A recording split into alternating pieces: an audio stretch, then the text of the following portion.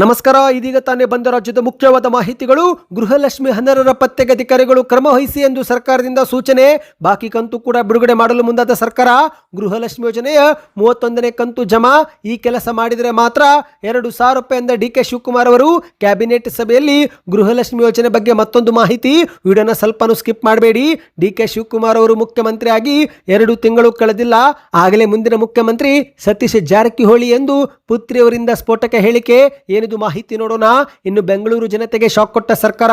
ಅಡ್ಡ ತಿಡ್ಡಿ ವಾಹನ ನಿಲ್ಲಿಸಿದ್ರೆ ಕಠಿಣ ಕ್ರಮ. ಸಚಿವ ಕೃಷ್ಣ ಬೈರೇಗೌಡ ಅವರ ಎಚ್ಚರಿಕೆ. ಅದು ಕೂಡ ನೋಡೋಣ ಸ್ನೇಹಿತರೆ. ಇನ್ನು ರಾಜ್ಯದ ಜನತೆಗೆ ಮತ್ತೊಂದು ಸಿಹಿ ಸುದ್ದಿ ಕೊಟ್ಟ ಡಿಕೆ ಶಿವಕುಮಾರ್ ಅವರು. ಮನೆ ಬಾಗಿಲಿಗೆ ಬರುತ್ತೆ ಜಾತಿ ಮತ್ತು ನಿವಾಸಿ ಪ್ರಮಾಣ ಪತ್ರ. ಅರ್ಜಿ ಹೇಗೆ ಸಲ್ಲಿಕೆ ಮಾಡಬೇಕು, ಯಾವ ರೀತಿ ಅರ್ಜಿ ಹಾಕಬೇಕು, ಈ ಎಲ್ಲ ಮಾಹಿತಿಗಳನ್ನು ಡೀಟೇಲ್ ಆಗಿ ನೋಡೋಕ್ಕೂ ಮೊದಲು ನೀವು ಸುದ್ದಿ ಸಮಯ ಯೂಟ್ಯೂಬ್ ಚಾನಲ್ಗೆ ಮೊದಲು ಬಾರಿ ಭೇಟಿ ಕೊಡ್ತಾ ಇದ್ರೆ ದಯವಿಟ್ಟು ಸಬ್ಸ್ಕ್ರೈಬ್ ಆಗಿ ಪಕ್ಕದಲ್ಲಿ ಕಾಣಿಸುವ ಗಂಟೆ ಕೂಡ ಒತ್ತಿದ್ರೆ ಕರ್ನಾಟಕದ ಮಾಹಿತಿಗಳು ನಿಮಗೆ ಸಿಗುತ್ತವೆ. ವಿಡಿಯೋಗೆ ನೀವು ಲೈಕ್ ಮಾಡಿ ಮತ್ತು ವಿಡಿಯೋ ಪೂರ್ತಿಯಾಗಿ ನೋಡಿ. ಬನ್ನಿ ಸ್ನೇಹಿತರೆ, ಎಲ್ಲ ಸುದ್ದಿಗಳನ್ನು ಡೀಟೇಲ್ ಆಗಿ ನೋಡೋಣ.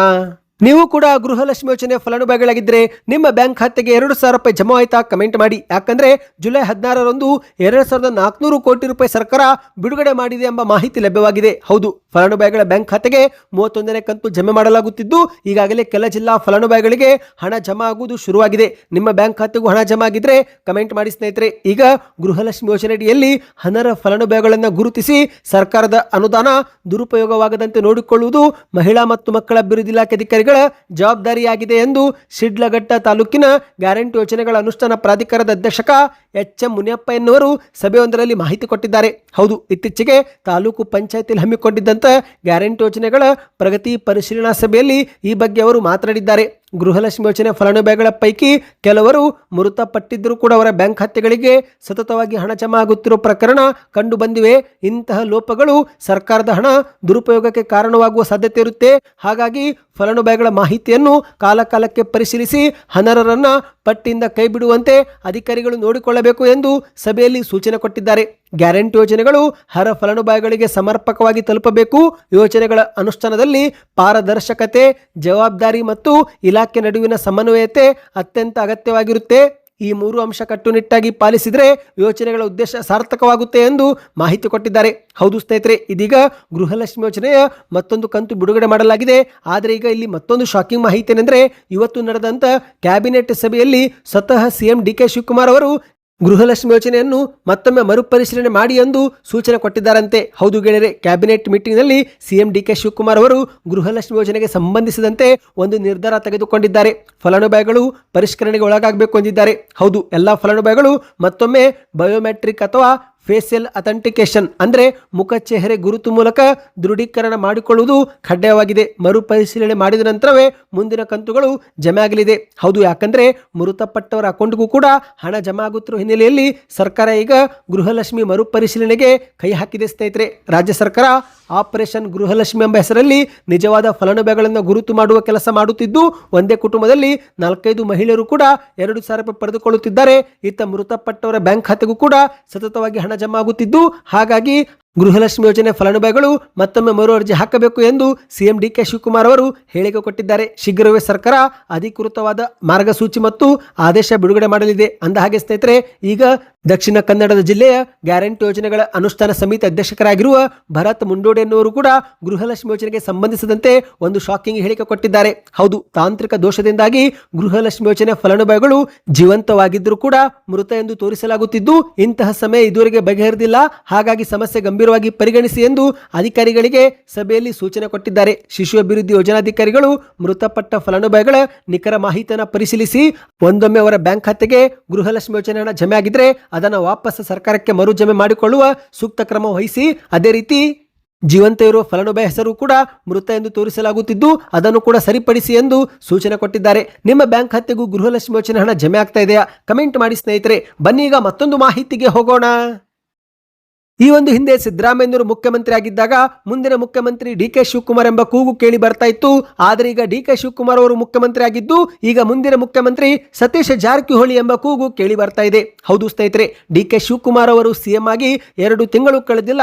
ಆಗಲೇ ಮುಂದಿನ ಮುಖ್ಯಮಂತ್ರಿಯ ಕೂಗು ಚಿಕ್ಕೋಡಿಯಲ್ಲಿ ಕೇಳಿ ಬಂದಿದೆ. ಹೌದು, ಕರ್ನಾಟಕದ ಕಾಂಗ್ರೆಸ್ನಲ್ಲಿ ಇತ್ತೀಚೆಗಷ್ಟೇ ಮುಖ್ಯಮಂತ್ರಿ ಬದಲಾಗಿರುವುದು ಎಲ್ಲರಿಗೂ ಗೊತ್ತಿರುವ ವಿಚಾರ. ಕಳೆದ 3 ವರ್ಷಗಳಿಂದ ಸಿಎಂ ಆಗಿದ್ದಂಥ ಸಿದ್ದರಾಮಯ್ಯರು ಅಧಿಕಾರ ಕಳೆದುಕೊಂಡಿದ್ದು ಈಗ ಡಿಕೆ ಶಿವಕುಮಾರ್ ಅವರು ಸಿಎಂ ಸ್ಥಾನ ಏರಿದ್ದಾರೆ.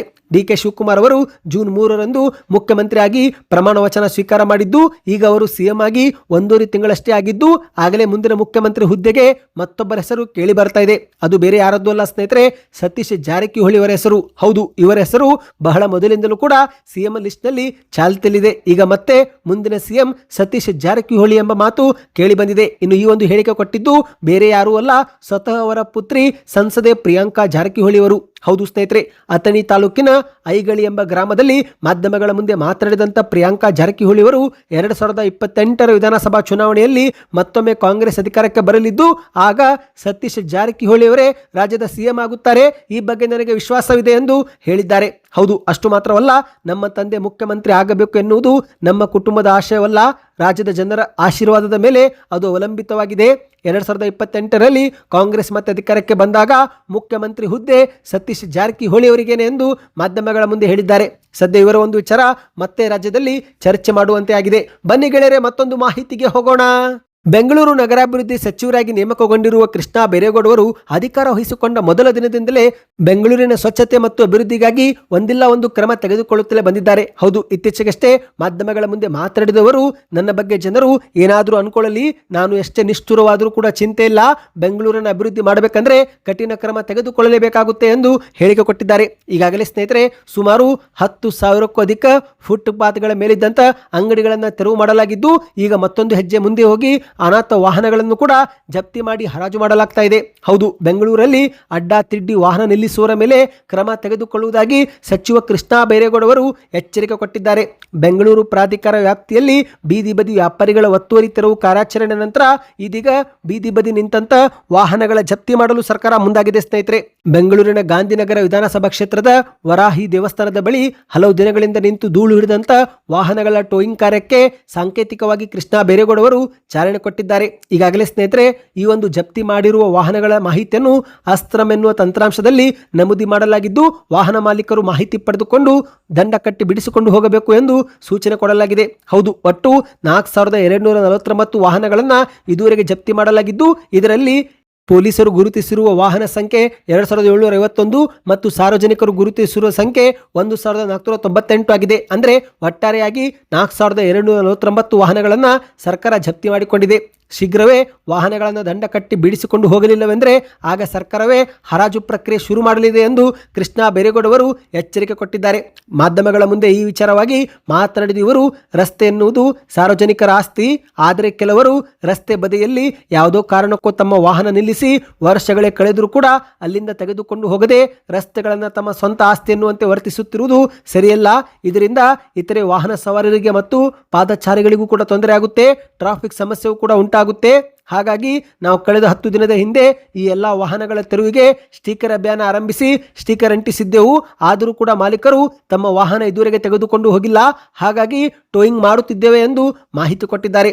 ಶೀಘ್ರವೇ ದಂಡ ಕಟ್ಟಿ ಬಿಡಿಸಿಕೊಂಡು ಹೋಗಲಿಲ್ಲವೆಂದರೆ ಜಪ್ತಿ ಮಾಡಿರುವ ವಾಹನಗಳನ್ನು ಹರಾಜು ಕೂಡ ಹಾಕುತ್ತೇವೆ ಎಂದು ಹೇಳಿಕೆ ಕೊಟ್ಟಿದ್ದಾರೆ. ನೀವು ಕೂಡ ಬೆಂಗಳೂರಿನವರಾಗಿದ್ದರೆ ಕಮೆಂಟ್ನಲ್ಲಿ ಬೆಂಗಳೂರು ಎಂದು ಕಮೆಂಟ್ ಮಾಡಿ.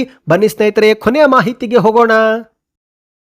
ರಾಜ್ಯದ ಜನತೆಗೆ ಮುಖ್ಯಮಂತ್ರಿ ಡಿಕೆ ಶಿವಕುಮಾರ್ ಅವರು ಮತ್ತೊಂದು ಸಿಹಿ ಸುದ್ದಿ ಕೊಟ್ಟಿದ್ದಾರೆ. ಹೌದು, ಕರ್ನಾಟಕ ಸರ್ಕಾರ ಜಾತಿ ಮತ್ತು ನಿವಾಸಿ ಪ್ರಮಾಣ ಪತ್ರಕ್ಕೆ ಸಂಬಂಧಿಸಿದಂತೆ ಒಂದು ಗುಡ್ ನ್ಯೂಸ್ ಕೊಟ್ಟಿದೆ.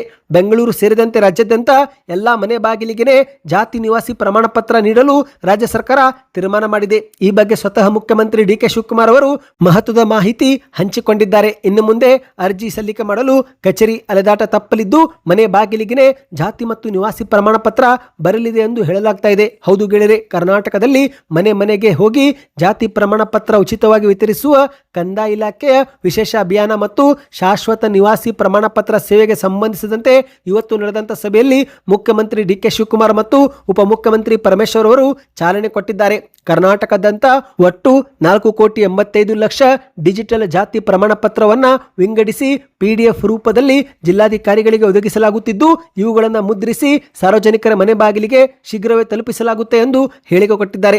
ಮನೆ ಮನೆಗೆ ಉಚಿತವಾಗಿ ನೀಡುವ ಈ ಒಂದು ವಿಶೇಷ ಅಭಿಯಾನ ಇಂದಿನಿಂದಲೇ ಶುರುವಾಗಿದೆ ಸ್ನೇಹಿತರೆ. ಇನ್ನು ಸಾರ್ವಜನಿಕರು ಕೂಡ ಉಚಿತವಾಗಿ ಡೌನ್ಲೋಡ್ ಮಾಡಿಕೊಳ್ಳಲು ಕೂಡ ಒಂದು ವಿಶೇಷ ವೆಬ್ಸೈಟ್ ಆಗಿರುವ ನಾಡ ಕಚೇರಿ ಕರ್ನಾಟಕ ಎಂದು ಸರ್ಕಾರ ಶುರು ಮಾಡಿದ್ದು, ಅಲ್ಲಿ ನೀವು ಕೇವಲ ಆಧಾರ್ ಕಾರ್ಡ್ ನಮೂದಿ ಮಾಡುವ ಮೂಲಕವೂ ಕೂಡ ಈ ಒಂದು ಜಾತಿ ಪ್ರಮಾಣ ಪತ್ರವನ್ನ ಪಡೆದುಕೊಳ್ಳಬಹುದು. ಈ ಒಂದು ವೆಬ್ಸೈಟ್ ಲಿಂಕ್ ಅನ್ನು ನಾನು ಇದೇ ಒಂದು ವಿಡಿಯೋ ಡಿಸ್ಕ್ರಿಪ್ಷನ್ ಬಾಕ್ಸ್ ನಲ್ಲಿ ಕೊಟ್ಟಿದ್ದೇನೆ ಸ್ನೇಹಿತರೆ. ಅಲ್ಲಿಂದ ನೀವು ಜಸ್ಟ್ ಕ್ಲಿಕ್ ಮಾಡಿ ಆಧಾರ್ ಕಾರ್ಡ್ ಸಂಖ್ಯೆ ನಮೂದಿಸುವ ಮೂಲಕ ಪ್ರಮಾಣ ಪತ್ರ ಪಡೆದುಕೊಳ್ಳಬಹುದು.